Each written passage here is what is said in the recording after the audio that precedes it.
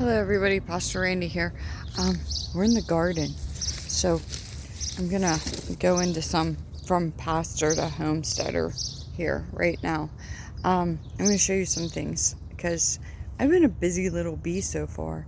I'm gonna show you what I've been doing. So here we have some carrots and we have some beans. And what I did is you can actually put these closer together and you don't need as much room. See my holes, they're not that deep either. The reason these aren't that deep is because the smaller the seed, the less dirt you need to cover it up. So you can actually put these pretty close together if you put a bean and then a carrot. And the carrot doesn't really like the sun. Last year, I lost my carrots because it was actually too hot. So I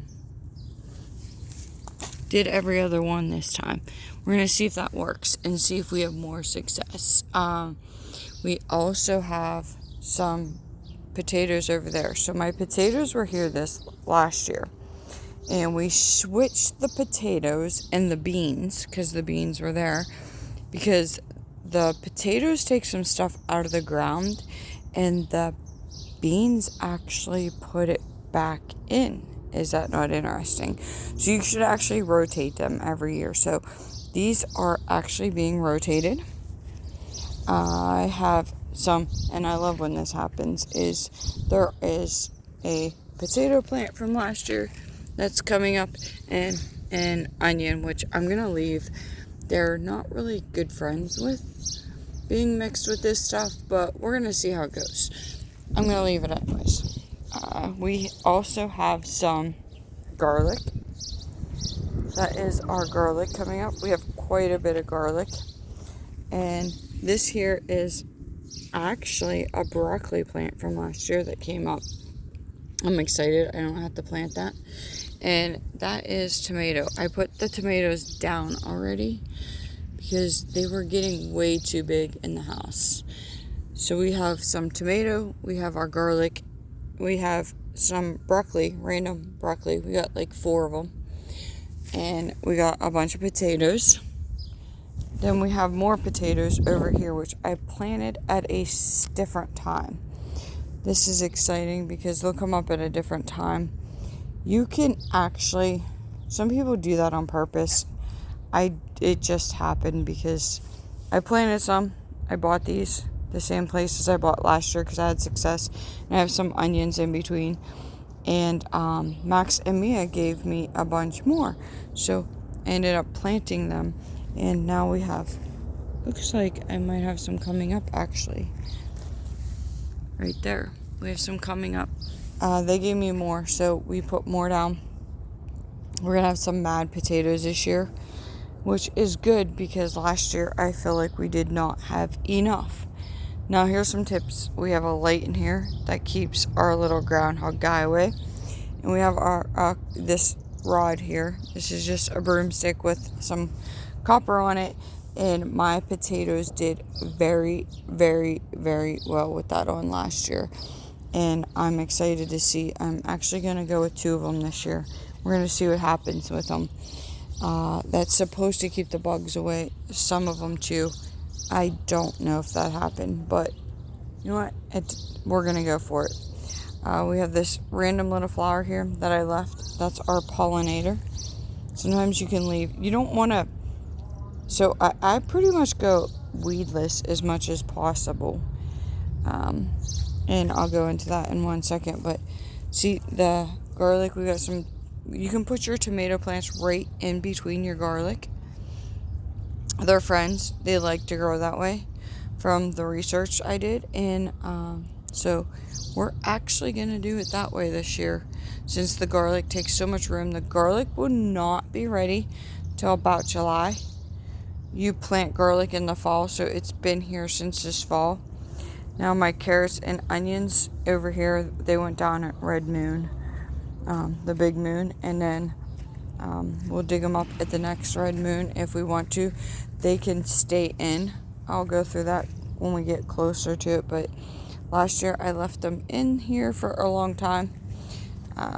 They do take a while to harvest. You got to be patient.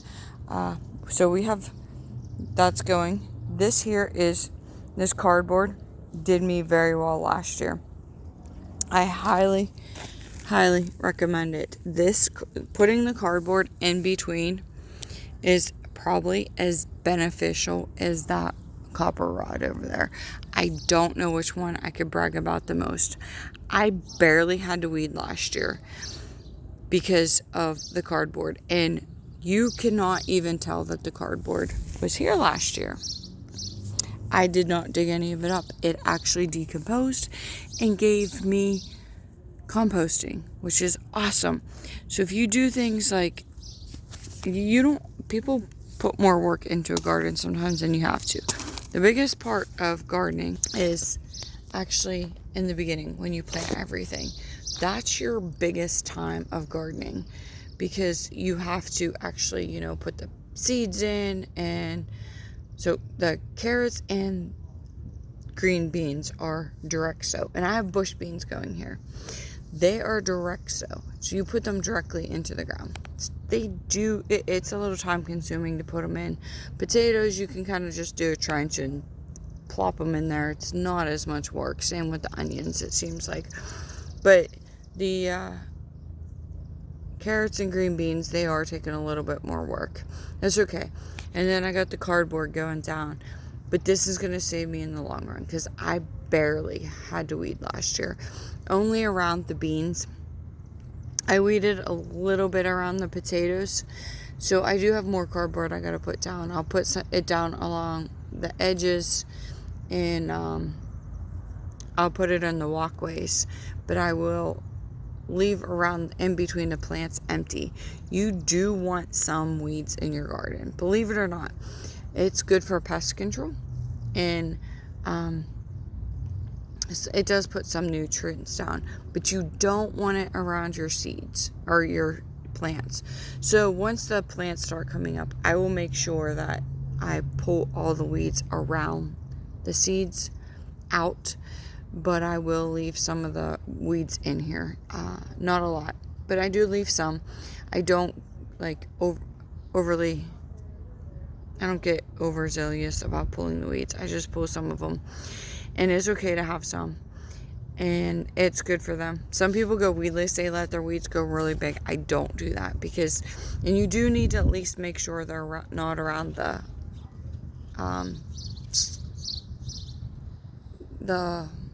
plant itself, because that does take from the nutrients. But weedless, like right here. These do need to come out. They're too close to the potato plant. And these are kind of big, so we'll pull these ones out.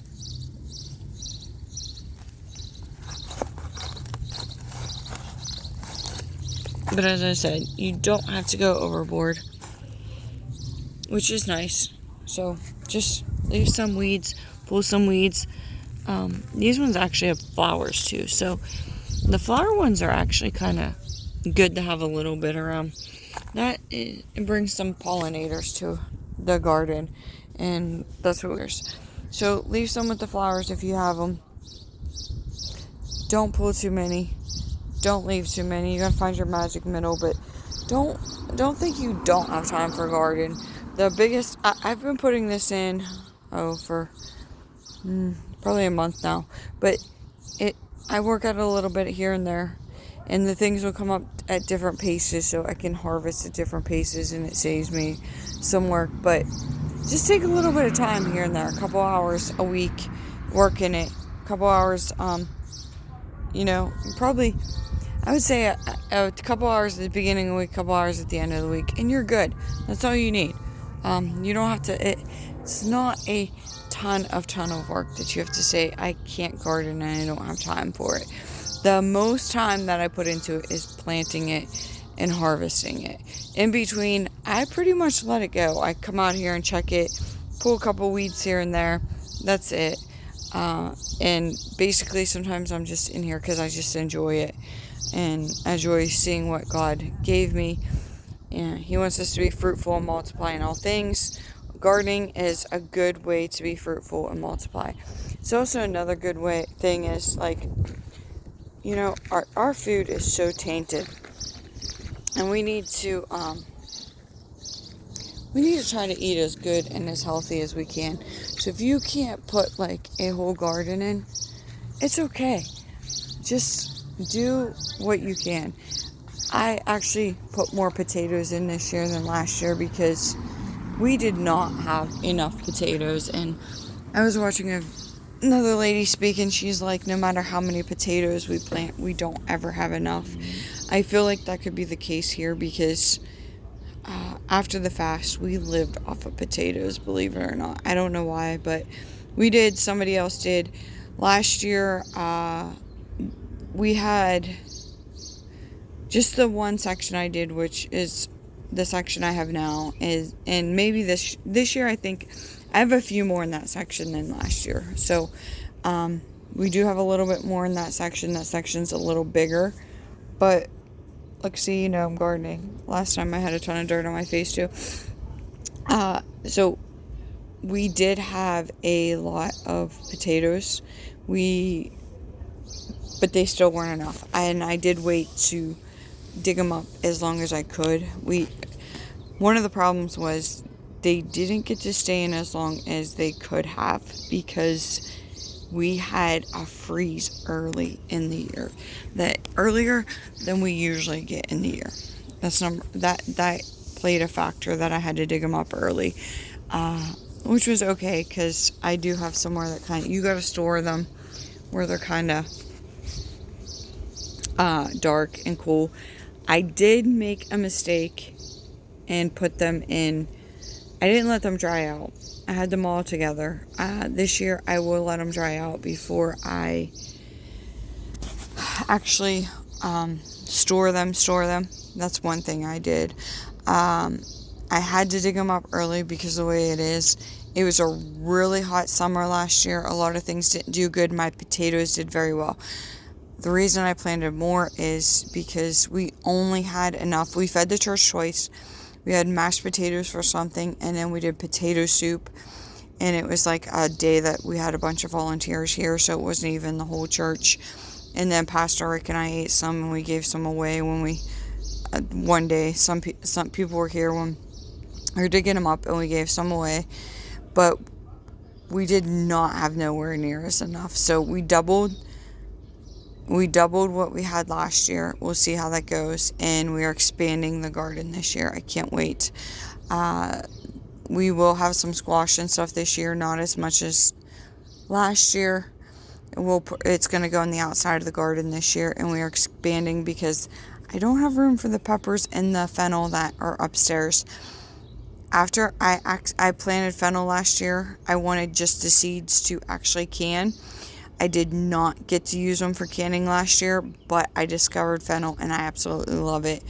We use it so much on stuff to add flavor to the food, but it also has so many vitamins and nutrients. It's very high in magnesium. It's one of the highest things you can get for magnesium. So I did plant it. It's in the window, and I will put it in the ground. I'm excited about it.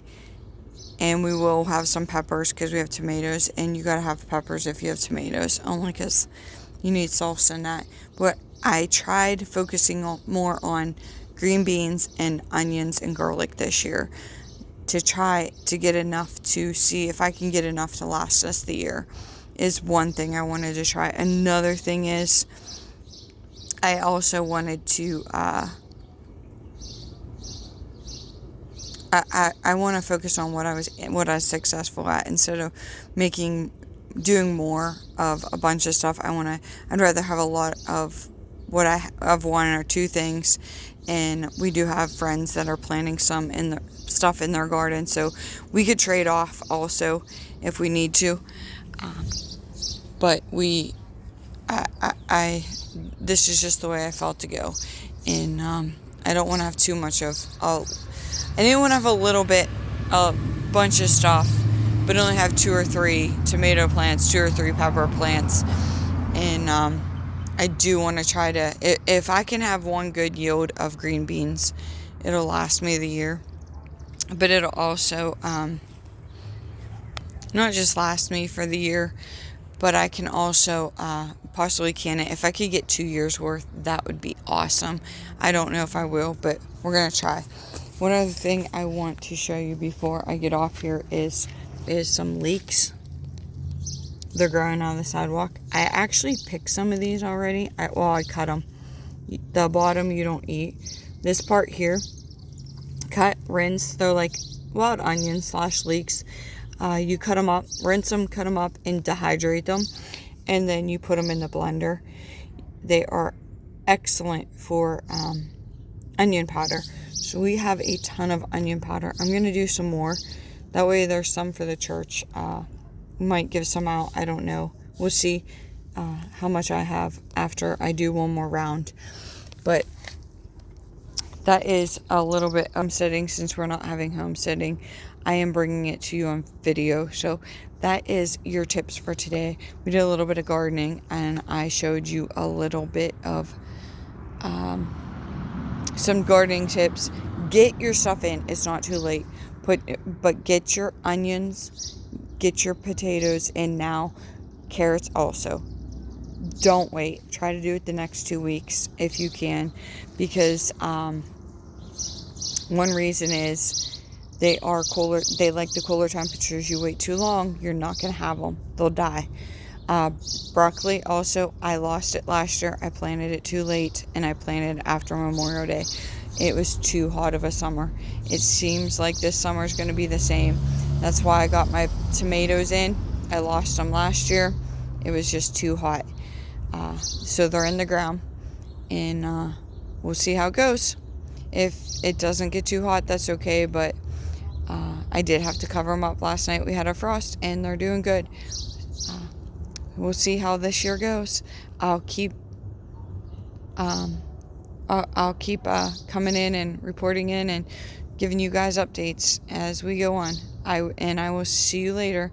Since we don't have homesteading, we're going viral for the next couple of months. I want you to get your gardens in and take the 2 hours, the 2 hours we would have this month, and do some gardening. Please get something planted, even if it's one thing, even if it's just potatoes, a couple rows, get them in. A couple rows of beans, do something.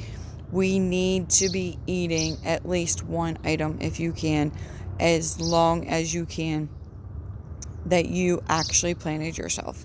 Our food just has too many chemicals. It's too cucky. You got to do something. You got to get some good nutrition into your body.